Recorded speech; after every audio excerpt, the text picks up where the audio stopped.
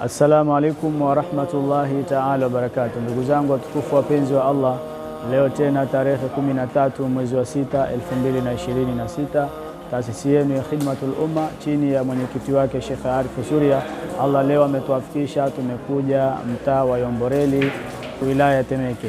Tumekuja kutoa huduma ya chakula hii kwa ajili ya kuwasaidia ndugu zetu hawa ambao wana uhitaji. Ndugu yangu Muislamu, hii ni juhudi ambayo inafanywa na taasisi yenu ya Khidmatul Umma kila siku ya Mungu.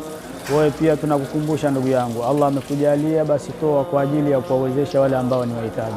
Miongoni mwa mambo ambayo Mwenyezi Mungu Subhanahu wa Ta'ala anatukumbusha na kutuhusia, mojawapo ni jambo la kutoa.